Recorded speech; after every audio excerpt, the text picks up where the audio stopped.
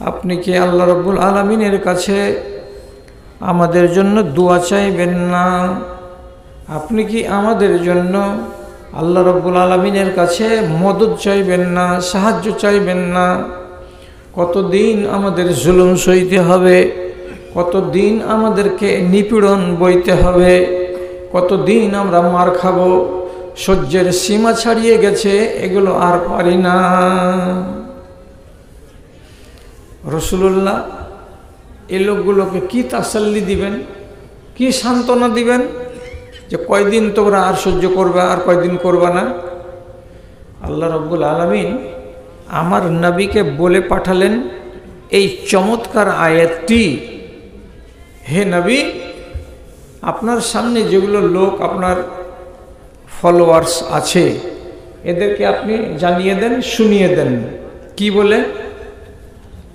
আম হাসিবতুম আন তাদখুলুল জান্নাতা ওয়ালাম্মা ইয়াতিকুম মাসালুল লাযিনা খালাউ মিন ক্বাবলিকুম মাসসাতুমুল বাসাউ ওয়াজ-যাররা। হে আমার উম্মতিরা, তোমরা যে আল্লাহর মূল্যবান জান্নাতখানার ভাগীদার হবে, তো তোমরা কি বসে বসে ভাগ নিয়ে নিবে? তোমরা কি হাসতে হাসতে ভাগ নিয়ে নিবে? তোমরা কি কোনো কষ্ট করবে না, এমনি এমনি পেয়ে নিবে? তোমাদের জানের উপরে কোনো জুলুম আসবে না, বিনা জুলুমেই তোমরা এমনি এমনি জান্নাত পেয়ে নিবে? এটা কি হয়? এটা হয় না। যতদিন পর্যন্ত তোমরা এইরকম কষ্ট না করবে, যেমন কষ্ট আগেকার লোকেদের উপরে নেমে এসেছিল আর তারা সবুর করেছিল, তেমনি তোমরা যদি ওই রকম কষ্টের মুখোমুখি হও এবং সবুর করতে পারো, তাহলে আল্লাহ রাব্বুল আলামিন তোমাদেরকে বিনিময় দেবেন জান্নাত। আগের লোক কি করেছিল? সহ্য। হাদিসে লেখা আছে। কি লেখা আছে? আগেকার মানুষেরা, অন্য নবীর উম্মতিরা, কেউ কেউ ঈমান আনার কারণে তাদের বংশের লোকেরা লোহার চিরুনি দিয়ে মাথাকে আঁচড়িয়ে দিয়ে চুলগুলোকে খুবলে খুবলে উঠিয়ে নিত। যেমন দেখেছেন মা বোনেরা বড়ি বানাবার জন্য কুমড়াকে ছিলে ছিলে উঠাই, তো ওই যে কুর্নিটা থাকে, কুর্নি যেমন বড় বড় দাঁত হয়, ঠিক সেই রকমই দাঁতালো কুর্নি দিয়ে ইমানদার মানুষগুলোর পিঠের চামড়াগুলোকে খুবলে খুবলে উঠিয়ে নিয়েছে। আবার অনেক মানুষকে বুক পর্যন্ত গেড়ে দিয়ে সারা দিনের মতো তাকে রোদে রেখে দিয়েছে। অনেক মানুষের হাতকে আর পাকে বেঁধে রোদ্রে ফেলে রেখে দিয়েছে। অনেক মানুষকে আগুনে ফেলে দিয়ে জীবন্ত মেরে ফেলে দিয়েছে। তথাপি সেই লোকগুলো আল্লাহর দিন থেকে সরে যায়নি, তারা জান্নাত নেওয়ার আশায়। তাহলে তোমাদের উপরে কি এরকম কষ্ট এসেছে? তোমাদের উপরে কি এরকম আযাবের খাড়া নেমে এসেছে? যদি এত সাংঘাতিক আযাব না এসে থাকে তো সবুর করো। আর আয়াতটাতে আল্লাহ তাআলা বুঝালেন কি? কষ্ট না করলে আরাম মিলবে না। এটা হলো ফর্মুলা। কষ্ট না করলে সুখ পাওয়া যাবে না। একটা কৃষক আফাটা রোদে মাঠে গিয়ে নিজের ঘাম ঝরায়, ঘামকে পায়ে ফেলে, তখন সেই কৃষক তার জমিন থেকে সোনা ফলায়। বাড়িতে বসে হবে? হবে না। একটা ছেলে সারা সারা রাত জাগে, আর জেগে জেগে একলাই টেবিলে খাতা কলম নিয়ে লেখাপড়া করে। যখন নিদকে হারাম করে দেয় আর দেওয়ার পরে মেহনত চালায়, তখন সে ছেলেটা ফার্স্ট ডিভিশনে পাস করে। এর মানে হলো কি? মেহনত যদি না করো, শরীরের উপরে যদি কষ্ট না চাপাও, তো কষ্ট না করলে সুখ পাওয়া যাবে না। গোলাপের ফুল জানেন কি জানেন না যে গোলাপ ফুলের গাছে কাঁটা আছে? কাঁটা আছে, চোখা চোখা কাঁটা। আপনি যখন গোলাপ ফুলকে পাড়তে যাবেন তো নির্ঘাত আপনার হাতে কাঁটা লাগতে পারে। তো আপনি যদি বলেন ফুল পারবো না, হাতে কাঁটা লাগবে, হাতে কাঁটা লাগার ভয়ে যদি জীবনে ফুল পাড়তে না যান, তো জিন্দগিতে গোলাপ ফুলকে নাকে লাগিয়ে শুঁকে দেখার সুযোগ আপনার মিলবে না। আর কষ্টকে যদি উপেক্ষা করেন, তাহলে কষ্টের বিনিময়ে আপনি কি পাবেন? একটা সুফল পাবেন, তা কি? ফুলটাকে পাড়া যাবে। এই জন্য এক কবি বলেছেন, কাঁটা হেরে ক্ষান্ত কেন, কাঁটা হেরি ক্ষান্ত কেন, কমল তুলিতে দুঃখ বিনে সুখ লাভ হয় কি মোহিতে রে, দুঃখ বিনে সুখ লাভ হয় কি মোহিতে। আগে দুঃখ, তার বিনিময়ে আসবে সুখ। বসে বসে সুখ আসে না কোনো দিন। এবার আমরা যত দুনিয়াতে মুসলমান আছি, সবাই জান্নাত জাহান্নামকে বিশ্বাস করি। কোনো এমন একজন মুসলমান নাই যে মুসলমানটা বলে যে মরার পরে আমি জাহান্নাম নিব। সবাই বলে মরার পরে জান্নাত যাব, জান্নাত নিব, আল্লাহ জান্নাত দিও। এই জান্নাতটা যে নিবেন, তো আপনি কি মনে করছেন যে মুড়কি দিয়ে এই জান্নাতকে পাওয়া যাবে? কিছু কষ্ট টষ্ট করবেন না? যদি শরীরের ঘাম না ছুটালে ফসল সৃষ্টি পয়দা না হয়, রাত না জাগলে যদি পরীক্ষায় ফার্স্ট ডিভিশন না হয়, তো এত মূল্যবান আল্লাহর জান্নাতের জন্য আপনি একটুও কষ্ট করবেন না আর হাসতে হাসতে জান্নাত নিয়ে নেবেন? এটা কোনোদিন হয়? কোনোদিন হয় না। রাসূলুল্লাহ বলছেন, হুফাতিল জান্নাতু বিল মাকারিহি ওয়াশ শাওকাতি ওয়া হুফাতিন নারু বিল মালাহি। আল্লাহ রাব্বুল আলামিন জান্নাতটাকে কাঁটা তার দিয়ে ঘিরে রেখেছেন, বড় বড় কাঁটা তার দিয়ে। বাবুরের কাঁটা মনে করুন, তার কাঁটাই মনে করুন, বেলের কাঁটা মনে করুন, শুধু কাঁটা আর কাঁটা, কাঁটা আর কাঁটা দিয়ে জান্নাতকে ঘিরে রেখেছেন। এবার নবীজি বলছেন জাহান্নামকেও ঘিরে আছে। কি দিয়ে জাহান্নামকে ঘিরে আছে? তো রাসূলুল্লাহ বলছেন, তোমার মনে যেগুলো সুখ পায় করে, তোমার চোখে যেগুলো সুখ পায় দেখে, তোমার কানে যেগুলো সুখ পায় শুনে, এমন তোমার আরামদায়ক জিনিসগুলো দিয়ে আল্লাহর জাহান্নামকে ঘিরে আছে।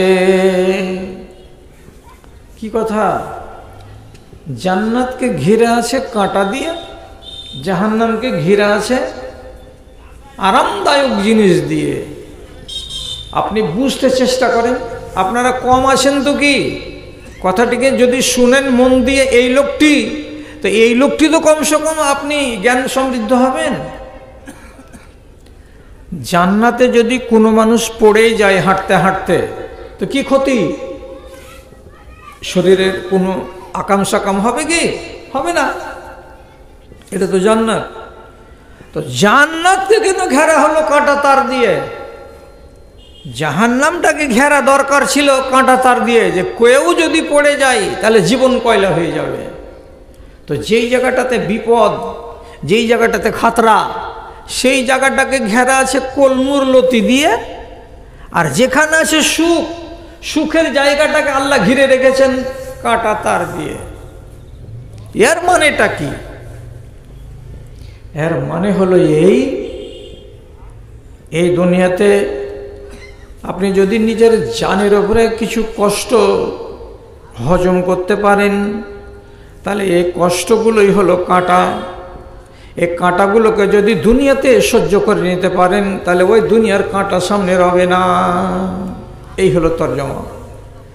কিছু আমল আছে যে আমল করতে গেলে আপনাকে কষ্ট লাগবে, তো কষ্টের মানেই কাঁটা।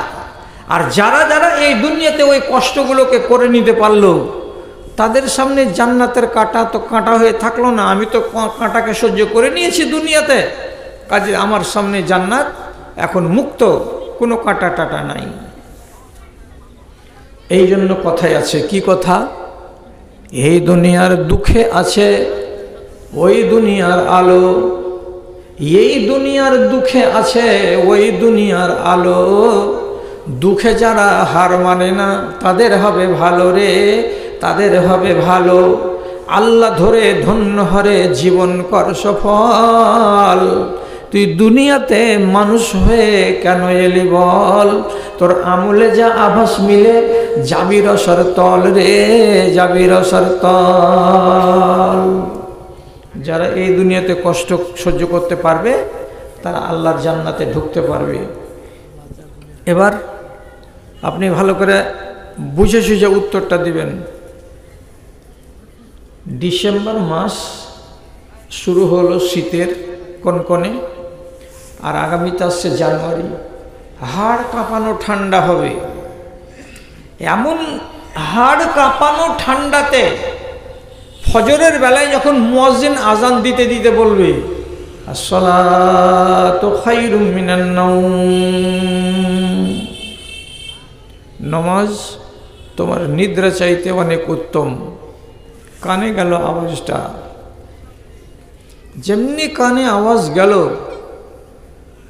আপনি একটু খুসুর ফুসুর করলেন, আর করার পরে নিজের মনকে বলছেন, মন ল্যাপ ছাড়তে তো ইচ্ছা করে না, এত মজা লাগছে। এই মজা যদি নিবি কাঁটা তারকে সরাইতে পারবি না। ল্যাপটাকে ফেল, বিছানা থেকে উঠ, কষ্টটা কর। আপনি নিজে বলেন, এত গরম বিছানাকে যখন আপনি ছাড়বেন নমাজের জন্য, আপনার জানটাতে কষ্ট হবে না হবে না? হবে। এক কষ্ট হলো। এবার হাঁটতে হাঁটতে গেলেন অজুখানার কাছে, গিয়ে লোটাতে করে পানি নিলেন। পানিগুলোকে নিয়ে মুড়াতে বসে যখন এক চুল্লু নিয়ে হাতে দিলেন, কত ঠান্ডা লাগছে। ওই কনকনে পানি যখন আমি হাতে দিয়ে অজু বানাবার জন্য লাগালাম, সঙ্গে সঙ্গে সারা শরীরের চুলগুলো খাড়ো খাড়ো হয়ে গেল, কাঁটা কাঁটা হয়ে গেল। মনে হচ্ছে সব যেন জেগে জেগে গেছে। কত কষ্ট হলো। তারপর অজু বানালেন, মুখটাকে মুছে নিলেন, শাল একটা গায়ে দিলেন। দেওয়ার পরে আপনি নিজের মনকে বলছেন, মন রে, বেটা ছেলে তুমি বাড়িতে নামাজ পড়তে পারবে না, মসজিদ যেতে হবে। এখান থেকে কত দূর মসজিদে? তো বলছে 50 মিটার দূরে। যখন আপনি মসজিদের দিকে হাঁটলেন, হিমেল হাওয়াগুলো মুখে লাগছে, বুকে লাগছে, তো মনে হচ্ছে কলেজাতে কেউ তীর মেরে মেরে দিচ্ছে, এত ঠান্ডা। কষ্ট নেই? এও কষ্ট। যাচ্ছেন একলা একলা, দোয়া পড়ছেন, মসজিদে যাওয়ার দোয়া। কি দোয়া? আল্লাহুম্মা জাআল ফি কলবি নূরান ওয়া ফি বাসারি নূরান ওয়া ফি সামঈ নূরান ওয়া ইয়ামিনি নূরান ওয়া ইয়াসারি নূরান ওয়া ফাওকি নূরান ওয়া তাহতি নূরান ওয়া দামি নূরান ওয়া শাইরি নূরা। হে আল্লাহ, তুমি আমার সামনে নূর দাও, তুমি আমার পিছনে নূর দাও, তুমি আমার ডানে নূর দাও, তুমি আমার বামে আলো দাও, তুমি আমার উপরে আলো দাও, তুমি আমার নিচে আলো দাও, তুমি আমার অন্তরে আলো দাও। পড়তে পড়তে পড়তে পড়তে চলে গেলেন মসজিদ পর্যন্ত। সেখানে গিয়ে নামাজ আদায় করে তারপরে বাড়ি ফিরে আসলেন। এই যে 20 মিনিট 25 মিনিট সময় ধরে আপনার নফসের উপরে কষ্টগুলো চললো, এ কষ্ট দিয়েই আল্লাহর জান্নাত ঘেরা। এখন যদি আপনি এই কষ্ট করতে না পারেন, তাহলে জান্নাতের কাঁটা তার কাঁটা হয়েই থেকে গেল। আপনি পারলেন না এই কাঁটাকে টপকাতে। কলমিলতা কেন হলো এটা?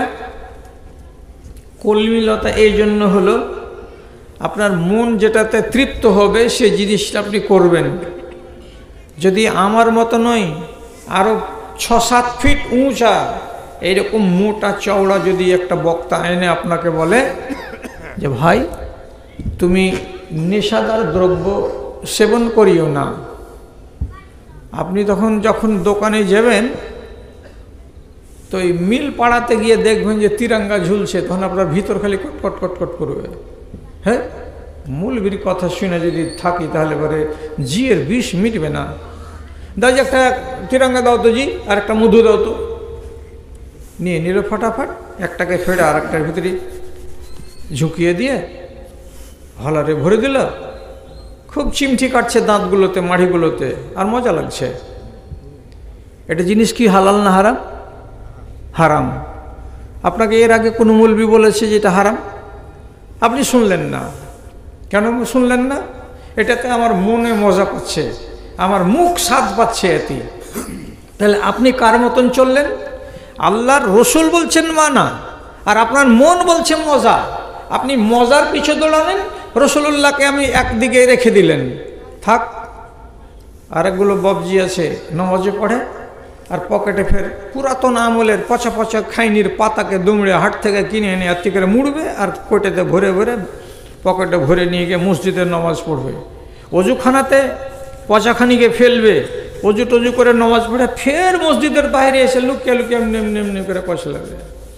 আমি যদি বলি এটা হলো জাহান্নামের ঘে খোরাক বাবজি, এটা মুমিনদের খোরাক নয়, এটা মাকরুহ জিনিস এবং এটা হারাম জিনিস। যখন শুনবে আর শোনার পরে যখন ওর বিষ বিষানি উঠবে তখন বলছে ওফ শালা থাকা যায় না। যেমন গুল করানি বেটি ছেলেকে দেখবেন, কত ফকিন্নিকে দেখব ট্রেনে, যখন ওর গুল করার বিষ উঠে যাবে তখন লোকজনের সামনে তো করা যাবে না, লুকিয়ে লুকিয়ে কোটটাকে বাহির করে ব্যাগের ভিতরে হাত ভরে এমনি করে এতখানি করে নিয়ে শাড়ি দিয়ে মুখখানকে এমনি করে ঢেকে মুখের ভিতরে একবার এমনে আর একবার মনে ভরে দিয়ে মুখটাকে ধরে আছে। কেন? গুলের চিনচিনি ভাব মাড়ির ভিতর দিয়ে দিয়ে ওর রগে রগে ঢুকবে, তখন ওর পচা মাথাটা ঠিকঠাক কাজ করবে। নেশা কত জঘন্য জিনিস।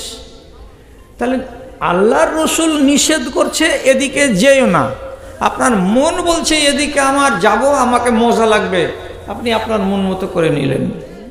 তাহলে রসুলকে তো পাত্তা দিলেন না।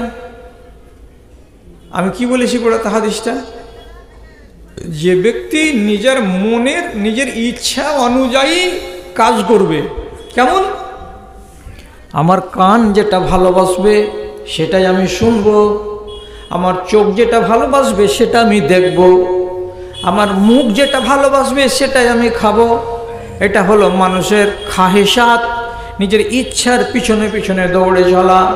আর যারা এমন করবে, এই জিনিসগুলো দিয়েই আল্লাহর জাহান্নামকে ঘিরে আছে। এর মানেটা কি?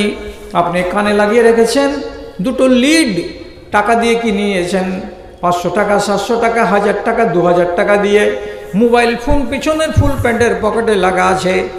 7খানা করে ইট নিয়ে দোতলার বিল্ডিংয়ে উঠছে একটা লেবার গুজরাতে খাটতে গিয়ে, অথচ তার কষ্ট হচ্ছে ইট উঠাতে গিয়ে, তবুও কষ্টকে কষ্ট মনে করে না। কেন? যে মোবাইল থেকে ব্লুটুথ করা আছে তার এই কানের সঙ্গে, সারাদিন কাজ করছে, সারাদিন ইবলিশের কথা শুনছে, গান শুনছে, বাজনা শুনছে, এই করে করে তার সময় কেটে যাচ্ছে। আপনি নিষেধ যদি করেন তো বলবে আমার কান চাইছে এটা শুনতে, তার জন্য আমি শুনছি। তাহলে আপনি হলেন মনের গোলাম। তাহলে যে মানুষ তার কান যেটা শুনতে চাইবে সেটাই যদি শোনে, চোখ যেটা দেখতে চাইবে সেটাই যদি দেখে, আর মুখ যেটা খেতে চাইবে সেটাই যদি খায়, তাহলে এই ইচ্ছা দিয়েই, আকাঙ্ক্ষা দিয়েই, তার খাহেসাতকে দিয়েই আল্লাহর জাহান্নামকে ঘেরা আছে। যে হারাম খাবে সোজা জাহান্নামে যাবে, জাহান্নাম যেতে কষ্ট হবে না। যে হারামি কথা কানে তুলবে সে সোজা জাহান্নামে যাবে, জাহান্নাম যেতে তার কষ্ট হবে না। যেমন কলবিল্লতা দিয়ে ঘেরা থাকতে গেলে কোনো জায়গায় এপার থেকে ওপার যেতে কষ্ট হয় না। জি, কি বুঝলেন? নিজের জানের উপরে যদি একটু কষ্ট না করবেন তাহলে কেমন করে অত দামি জিনিস আপনি পাবেন? দাদা, হজরতে মুআজ রাদিয়াল্লাহু তাআলা আনহু, হজরতে আয়েশা রাদিয়াল্লাহু তাআলা আনহা এবং হজরতে আবু বকর সিদ্দিক, এই লোকগুলোর নাম বললাম। এটা নফল রোজা করত। তো 2-3টা লোক একটু আওয়াজ করেন তো ভাইয়েরা, বাবজিরা, দিন ছোট হয় কোন কালে? গরমের কালে না জাড়ের কালে? জাড়ের কালে। জাড়ের কালে দিন হলো এখন 11 ঘন্টা, তারও একটু কম। আর যখন চৈত্র মাস আসবে তখন আপনার দিনটা হয়ে যাবে 13 ঘন্টা, 13.5 ঘন্টার। তাহলে দিন তো বড়। আবার তাপ চৈত্র মাসের। তো মা আয়েশা কি করতেন, হযরতে মুয়াজ কি করতেন, ইন্নাহুম কানু ইয়াসুমুনা ফি আইয়ামিল হাররে, নফল রোজা রাখার যখন বেশি বাসনা জাগতো, মা আয়েশা বলছেন আমি নফল রোজা রাখতাম বেশি বেশি। কখন? তো গরমের দিনে, চৈত্র মাসে, বৈশাখ মাসে বেশি করে রোজা রাখতাম। একদিকে হলো দিন বড়, তার একটা ঠেলা, আর একদিকে ঠেলা হলো কি কঠিন গরম। গরমের দিনে পিপাসায় কাতর হয়ে যায় জানটা, চলতে পারা যায় না, মুখ শুকিয়ে যায়, কলেজা শুকিয়ে যায়, তারপরেও আমাদেরকে রোজা করতে হয়। তো মা আয়েশাকে জিজ্ঞাসা করা হলো আপনি বেশি বেশি করে নফল রোজা চৈত্র মাসে আর বৈশাখ মাসের বড়দিনে কেন করেন, একটু জানাবেন তো। মা আয়েশা কি বলছেন, ইন্না সারা ইযা কানা রাখিসান ইয়াশতারাহু আল জামি, কোনো জিনিসের দাম যদি কম হয় তাহলে সারাটা মানুষেরা এলাকার কিনে নিতে পারবে, আর কোনো জিনিসের যদি দাম কম বেশি হয় তাহলে যারা টাকাওয়ালা তারাই কিনতে পারবে, তাছাড়া সব মানুষ কিনতে পারবে না। সস্তা জিনিস সবাই কিনবে, আকরা জিনিস কম লোকে কিনতে পারবে। বুঝতে পারলেন না? না বুঝতে পারলাম না। মাগুরের মাছ 250 টাকা পোয়া, বাটার মাছ 30 টাকা পোয়া। বাটার মাছ সবাই কিনতে পারবে, এটা সস্তা। মাগুরের মাছ সবাই কিনতে পারবে না। যার কাছে কাঁচা টাকা আছে, ব্যবসা করার টাকা, ইঞ্জেকশন ভরা টাকা, তারাই কিনতে পারবে। তাহলে যেই জিনিসের দাম বেশি হবে সেই জিনিসকে কম লোকে কিনবে, আর যেই জিনিসের দাম সস্তা হবে সেই জিনিসকে সব লোকে কিনে নিবে। তো আল্লাহ রাব্বুল আলামিনের জান্নাতটা অত্যন্ত দামি, অত্যন্ত দামি। কত দামি? তো নবীজি হাদিসের ভেতরে বলছেন, মান খাফা আদলাজা ওমান আদলাজা ফাকাদ বালাগাল মানজিলা আলা ইন্না সিলাতাল্লাহি গালিয়াতুন। কোন মানুষ যদি ঢের রাত্রিতে জান্নাত খোঁজ করে তাহলে রাতের বেলায় 12টা, 2টা, 2:30টা রাত্রিতে যারা জান্নাত খোঁজ পড়িয়া রবে, সবই পড়িয়া রবে।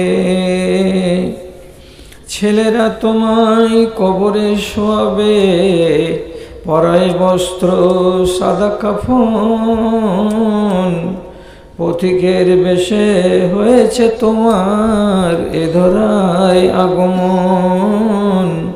সব কিছু ফেলে চলে যাবে তুমি, আসিলে মরণক্ষণ, আসিলে মরণক্ষণ। সাঁঝ সকালে এত ছুটাছুটি কেন বা কিসের নেশায়? সম্বল কিছু করো না জোগাড়, বসে আছো কার আশায়?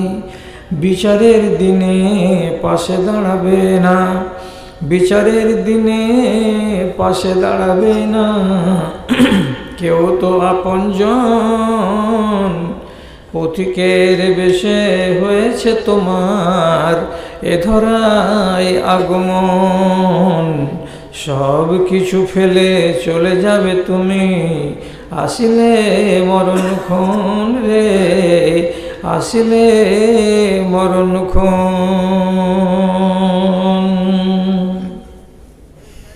মাননীয় সভাপতি সাহেব, সমবেত এই গ্রামের এ প্রান্ত থেকে ওই প্রান্ত থেকে দিনের দরদকে বুকে নিয়ে, ইমানি জজবাকে সাথে নিয়ে উপস্থিত বিভিন্ন শ্রেণীর ধনী গরিব, শিক্ষিত অশিক্ষিত, ছোট বড়, আমার প্রাণের ভাই সকল, সেই সাথে আড়ালে মহিলা মহলে স্ক্রিনের সামনে বসে থাকা আমার স্নেহের, আমার আদরের মাতা ও ভগ্নীগণ, আল্লাহর অশেষ শুকরিয়া আদায় করছি যে আমি আমার জীবনের পড়ন্ত বেলায় আপনাদের এই কুরকিটোলা গ্রাম দেখার সুযোগ পেলাম এবং ৪৫ বছর ধরে আমি যে জালসা করে বেড়াচ্ছি পশ্চিমবাংলা, বিহার, ঝাড়খণ্ড, নেপাল, বাংলাদেশ, তো যত নাম আমার ডায়েরিতে লেখা আছে ওই তালিকাতে আপনাদের এই গ্রামটার নাম আজকে ঢুকতে পারল যে এই গ্রামেও আমি পা রেখেছি। তবে আল্লাহ রাব্বুল আলামিনের ফয়সালা, আমাদের সামনে পরিস্থিতিটা একটু প্রতিকূল। খুব ঠান্ডা পড়ে গেছে হঠাৎ করে, শীতও ঘিরে ধরেছে চারিদিক থেকে, এই জন্য আপনাদের সমাগম একটু কম হলেও সভাপতি সাহেব বলে দিলেন যে খুব দীর্ঘ সময় ধরে আপনাদেরকে এখানে বসিয়ে রাখা হবে না। তো আমার বেয়াদবি আপনারা নিয়েন না, আমি আপনাদের কাছে চেয়ে নিচ্ছি 1 ঘন্টা টাইম। আমি চেয়ে নিচ্ছি, আপনাকে চাইতে মানা নেই, আপনিও ইচ্ছা করলে চাইতে পারেন। তা আমি আল্লাহর ভরসায় 1 ঘন্টা সময় আপনাদের কাছে চেয়ে কথা আরম্ভ করছি। এর মাঝখানে আপনারা আমাকে আল্লাহর হস্তে ছেড়ে পালিয়ে যায়েন না। কি কথা বলবো আপনাকে? সূরা বাকারার 214 নম্বর আয়াত আপনাদেরকে এইমাত্র পড়ে শোনালাম। আয়াতটাকে সামনে করে কয়েকটি কথা। যখন মক্কার ভূমিতে প্রথম ইসলাম আত্মপ্রকাশ করল, তখন চারিদিক থেকে মুশরিকদের জুলুম আর জুলুম, নির্মম মারধর, অবিচার, অনাচার। প্রতিদিন একটা করে লোক আসে, আমাকে মেরেছে, আমাকে গাল দিয়েছে, আমার বাড়িঘরকে লুটে নিয়েছে। এইভাবে রাসূলুল্লাহর কাছে শিকায়েত করতেন মুসলমানেরা। যেহেতু তারা মারে, তো কতদিন মার খাবে? আম্মার বলে এক সাহাবী মার খেতে খেতে খেতে খেতে অসুখ হয়ে মরেই গেল। ওর স্ত্রীর নাম সুমাইয়া। মেয়ে ছেলেটি ইসলাম কবুল করার কারণে আবু জাহালের মতো লোক ওর লজ্জাস্থানে বল্লম মেরে ওকে শহীদ করে দিল। ইয়াসির বলে একজন লোক, তাকেও পিটুন দিল। তার ছেলে আম্মার নওজওয়ান, একেও মারলো, লাগাতার মারলো। হযরতে বিলালের বুকের ওপরে 5টা 6টা করে এই বড় বড় বোল্ডার চাপিয়ে দিয়ে গরম বালুতে শুইয়ে আর পিঠের চর্বি পর্যন্ত নামিয়ে দিত, এত করে আযাব দিত। আব্দুল্লাহ বিন মাসউদকে কাবার প্রাঙ্গণে এমন করে পিটলো যে করে নিঢাল হয়ে গেল। তো চারিদিকে যখন এইরকম সন্ত্রাস চলতে লাগলো, তখন সাহাবায়ে কেরাম সহ্যের যখন সীমা ছাড়িয়ে গেল, তখন নবীজিকে একদিন এসে বলছেন, আলা তাস্তানসিরু লানা, হে আল্লাহ পাকের রাসূল,